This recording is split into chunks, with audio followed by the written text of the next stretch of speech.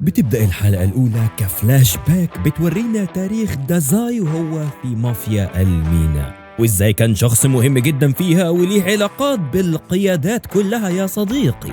واتضح إن الراجل اللي أنقذ إتسوشي من البنت اللي من النقابة هو زعيم مافيا الميناء، وكان في شخص قريب من دازاي في الوقت ده وهو في العصابة واسمه أودا، وبعته في مهمة إنه يقابل واحد اسمه أنجو مسؤول الاستخبارات في مافيا الميناء. لكن يعتبر كان في فخ وكان في قناصة في المكان مستنيه، وبدأ الضرب عليه.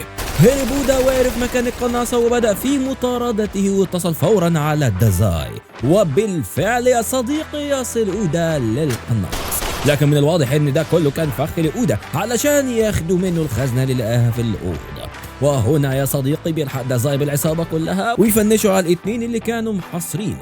واتضح ان قدرة أودا هنا انه بيشوف من 5 ل 6 ثواني من المستقبل يا صديقي. ادى أودا الخزنة لدازاي وفتحها ويلاقي جواها مسدس.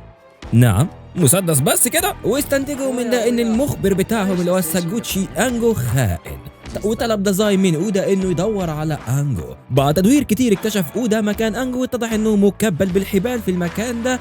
أودا فكوا وبدأوا في الهروب من المكان، لكن من الواضح ان المكان كله ملغم بالقنابل، لكن بقوة أودا على رؤية المستقبل قدروا يهربوا من المبنى سالمين.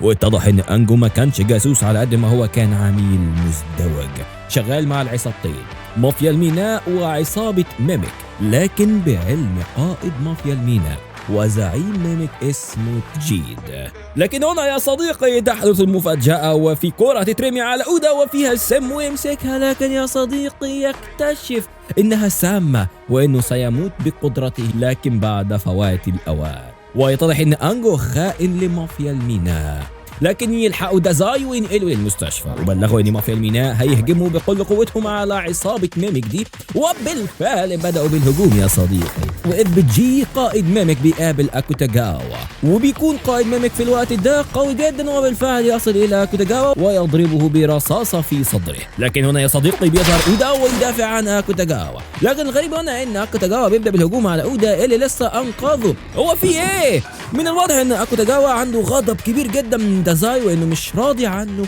واي حد بيقرب من دازاي بيغضب جدا منه أكوتاغاوا. لكن بقدرة أودا قدر يوقف أكوتاغاوا بضربة واحدة. وتاني يوم يروح الثلاثة الأصدقاء دازاي وأودا وأنجو يشربوا في البار اللي متعودين عليه، وكان ده آخر لقاء يا صديقي بين الثلاثة دازاي وأودا وأنجو، آخر لقاء بين الأصدقاء الثلاثة. يخلص الاجتماع ويروح أودا البيت بتاعه ومع أطفاله اللي هو بيربيهم، ويكتشف إنهم اختطفوا ومتسابين في عربية قدام البيت، ولسه هيروح لهم ينقذهم العربية تنفجر. وهنا يا صديقي ينهار أودا. وهنا يا صديقي قرر أودا الانتقام من الفاعل. على الناحية الثانية أنجو كان في مقابلة مع رئيس مافيا الميناء ورئيس قسم الموهوبين للعمليات الخاصة، وده قسم جديد برضو في موهوبين ومعهم قدرات خاصة. وعلى الناحية الثالثة بقى ناحية أودا بدأ بالفعل في الانتقام بعد الفاجعة اللي حصلت له دي، وناوي على انه هينهي عصابة ميميك لوحده، وبالفعل يصل الى قائدها، وبدأ الاثنين في القتال مع بعض. لكن يا صديقي الاثنين عندهم نفس القدرة، ألا وهي انهم بيشوفوا المستقبل، فكل واحد بيتفادى ضربات الآخر.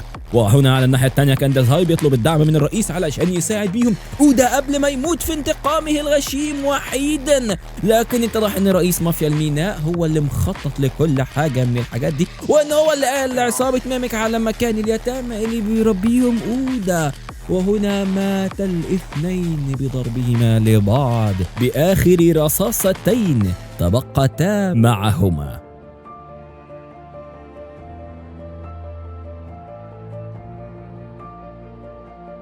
وفي تلك اللحظة يا صديقي يصل دازاي وحيدا إلى صديقه الوحيد المتبقي، وكانت كلمات أودا الأخيرة لدازاي أنه يكون شخص صالح ويسيب العصابات.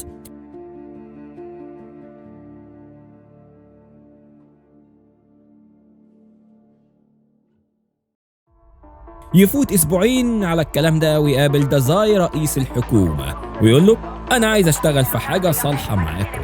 ويقول له على الوكالة اللي نعرفها كلنا في الجزء الأول من الأنمي بتاعنا.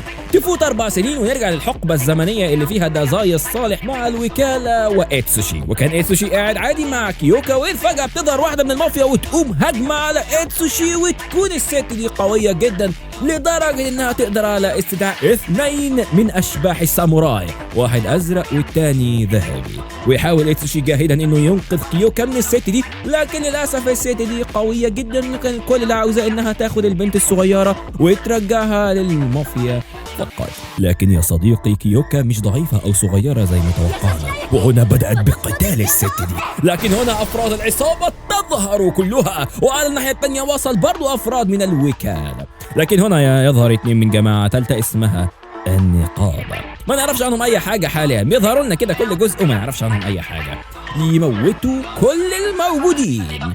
قائد الوكالة يلحقهم وينقذهم بنفسه، لكن يا صديقي يتضح انهم اخذوا الست ساموراي دي كرهينة، لكنهم فقدوا كيوكا البنت الصغيرة. ويوصل رئيس الوكالة ويقول لهم ان النقابة دي جاية علشان تستولي على الوكالة، وان برضو مافيا الميناء بتقاتل الوكالة في نفس الوقت، فهم كده عليهم يقتلوا الجبهتين. ينتقل المشهد لواحدة كده بتحمل بضاعة على سفينة كبيرة، ويتضح ان الاتنين دول اعضاء من عصابة النقابة، وطالعين يحموا السفينة دي ويراقبوا البضاعة لحد ما توصل وجهتها. الراجل اسمه ناتانيال والست اسمها مارغريت، ويجي لهم رسالة من رئيس العصابة بتاعت المافيا الميناء بيقول لهم فيها انهم هيهجموا عليهم، فجهزوا نفسكم لينا.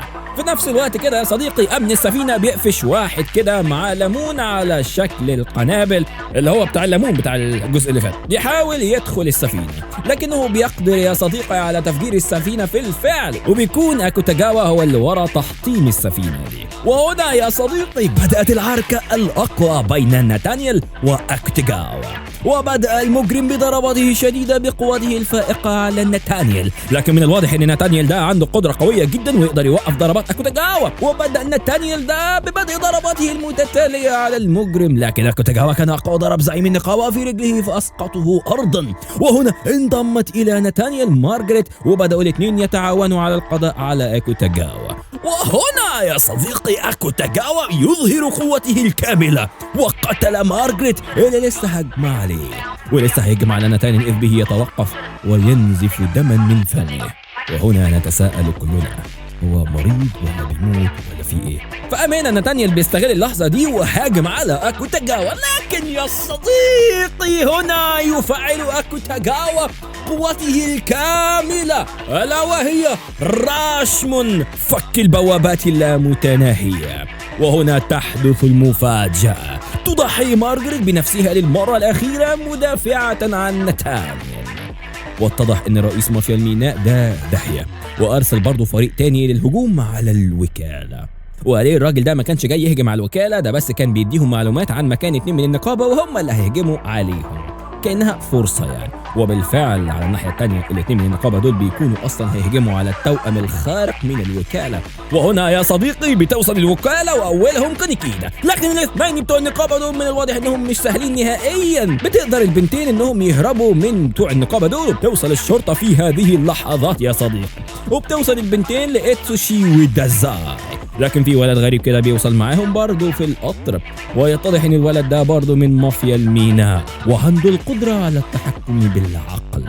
واول واحد بدأ يتلاعب بعقله هو إتسوشي، وكان إتسوشي هيقتل واحدة من البنتين دول، وهنا يصل دازاي وينقذ الوضع، وهرب الولد الصغير ده عن طريق القطر ومشي. تاني يوم راح دازاي لعميل في الحكومة، ويتضح ان العميل ده هو أنجو الجاسوس الصديق اللي خانه، ودازاي كان لسه في مافيا الميناء.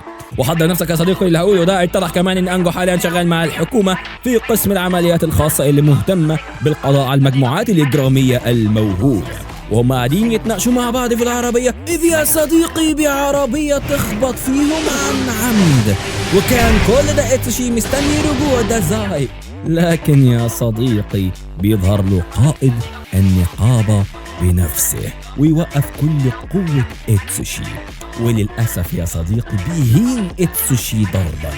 وتظهر هنا كيوكا وبتبدأ بالهجوم على رجل النقابة، وتهرب بإتسوشي وتجري. هم مش قد الكلام ده دلوقتي، لكن بيلحقهم أعضاء النقابة وياخدوا إتسوشي ويهربوا. واللي يزيد الطين بلة ان الشرطة بتقبض على كيوكا يا صديقي. بعدها على طول اطلق رئيس النقابة لعنة في المدينة كلها بقدرة الواد الصغير ده ودميته، وخلى المدينة كلها تدمر نفسها بنفسها. بيقدر اتسوشي بعدها يهرب من السفينة اللي كان مخطوف فيها دي يا صديقي، وهو نازل بدأوا يضربوا عليه النار، وهنا يا صديقي بيفعلها بطلنا ويتحول كليا الى النمر. لكن الواد القناص اللي مع النقابة ده فضل يضرب عليه نار لحد ما اسقطه ارضا. لكن يا صديقي بيظهر هنا دازاي، وما تسألنيش ازاي بس بيظهر وبينقذ الوضع ويفتح قنابل الدخان علشان القناصة ما يعرفوش يشوفوه. ويقترح اتسوشي ان لازم ولا بد ان مافيا الميناء والوكالة يتحدوا مع بعض علشان يهزموا النقابة. وبالفعل يتقابل القائدين، قائد مافيا الميناء وقائد الوكالة. لكن يا صديقي للأسف ولكن دي كبيرة جدا لم يتحد الفريقين، واتفقوا على الاختلاف وكل واحد يقدر يعمل اللي يقدر عليه. لكن من الواضح انهم اتحدوا مع بعض بس من غير ما يعرفوا او من غير ما يتفقوا مع بعض.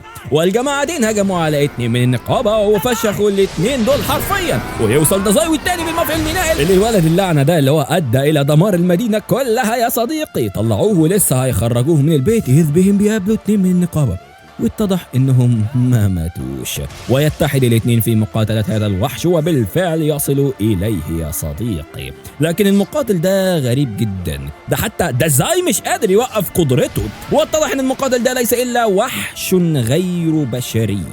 وهنا برضو يا صديقي تشويا اطلق كل قوته الجاذبية وتحول الى ثقب اسود، وبدأ الاثنين بهتك بعضهم البعض، وبالفعل يفعلها تشويا ويدمر هذا الوحش. والناحية الثانية كان في دعوة مبعوثة لرامبو والدكتورة المجنونة من قبل النقابة لمقابلتهم، ويصل الاثنين المكان، ويتضح ان اللي كان باعت لهم الدعوة ده كان اصلا يا صديقي مقدم مع رامبو في التحقيقات، واصلا كمان التحق بالنقابة علشان يتحدى، اللي هو انت انضممت الى الوكالة فانا هنضم الى النقابة علشان مفيش حد احسن مني. وكان التحدي ان بودا او المحقق ده هيدي لغز تحقيقي لرامبو، ولو عرف يحله هيقول له ازاي يوصل لسفينة النقابة اللي هرب منها اتسوشي. واول ما بدأوا يقروا اللغز ده دخلهم بو جوه اللغز ده، ودي هي قدرته، وبدأوا يعيشوا اللغز بنفسهم. وللأسف قدرات الاثنين مش شغالة، وفي نص اللغز ده في حد قتل الطبيبة اللي مع رامبو. لكن أول ما ماتت الطبيبة في اللغز قدر رامبو على حل اللغز يا صديقي، وإذ بهم الاثنين بيرجعوا سالمين غانمين من جوه اللغز. وطبعا الوكالة كلها أثنت على رامبو بأنه جاب معلومة مهمة زي دي، وقرر دازاي أنه هيبعت اتسوشي والأخ التوأم للسفينة بتاعة النقابة والتسلل إليها والسيطرة عليها. وبالفعل يصل اتسوشي للسفينة يا صديقي، وأول ما يوصل لاتسوشي ويبدأ يتحرك جوه السفينة إذ به يقابل جده ده. ولكن النقابة كانت مجهزة لكل ده، وكانت أصلا مقررة إنها هتخبط السفينة بتاعتهم دي في الأرض وتقتل اتسوشي وتدمر المدينة بأكملها. وبالفعل يا صديقي يصل اتسوشي لغرفة القيادة، ويلاقي واحد من النقابة مستنيه ومعاه ريموت التحكم في السفينة، ويتضح ان ده رئيس النقابة يا صديقي، يعني الأقوى فيهم. لكنه للأسف ينفخ اتسوشي بطلنا. وهنا يا صديقي يصل كوتاجاوا إليهم، لكن يا صديقي ما يحدث هنا يفاجئنا كلنا. كوتاجاوا بيضرب اتسوشي. هو ايه يا اسطى، وانت اي حد بيقرب من دازاي بتضربه السلام؟ لكن بعدها بدأ القتال بين الاثنين، وتبقت 10 دقائق قبل الاصطدام يا صديقي. في اللحظة دي هرب الاثنين وسابوا زعيم النقابة لوحده، لكنه برضه يوصل لهم. طلع الثلاثة على ظهر السفينة، وهنا تحول كوتاجاوا إلى وحش من نوع آخر، وفعل الراشمون الدرع الشيطاني يا صديقي، وبدأ في قتال زعيم النقابة، وتحول أيضا اتسوشي إلى النمر بشكل كبير، واتحد الاثنين ضد زعيم النقابة. لكن يا صديقي زعيم النقابة ده مش ضعيف ولا يستهان به نهائيا، وهنا أظهر قوته الكاملة، واتحد الاثنين ضده مرة أخرى يا صديقي. وهنا استخدم اتسوشي قوته مع قوة كوتاجاوا في القضاء على زعيم النقابة هذا، وبالفعل يفعلها الاثنين يا صديقي، ويهزم زعيم النقابة، وحصلوا على الجهاز وإيقاف الاصطدام. لكن لكن في حد بيهكر السفينة من على بعد ويشغل الاصطدام مرة تانية. لكن هنا تظهر كيوكا وهي في طيارة الحكومة، وتقرر انها تخبط بطيارتها في السفينة وتدمر السفينة ويدار ما دخلت شر. وهي في الجو كل ده قبل ما تصطدم بالأرض، وبالفعل تفعل ذلك. هرب الثلاثة من السفينة الأم وقابلهم تحت دازاي ورئيس الوكالة، لكن يتضح إن البت كيوكا قدرت تهرب بقدرتها بتاعة الساموراي بتاعتها من الطيارة قبل الاصطدام، وتنضم بالفعل كده كيوكا إلى الوكالة ويحتفلوا بيها كمان. ونعرف في الآخر كده إن الشخص ده اللي اسمه فيودور هو اللي كان مهكر جهاز التحكم على السفينة الأم وكان هيوقعها مرة تانية. وبكده يا صديقي خلصنا الجزء الثاني من كلاب الأدب الضالة بونجو ستراي دوجز.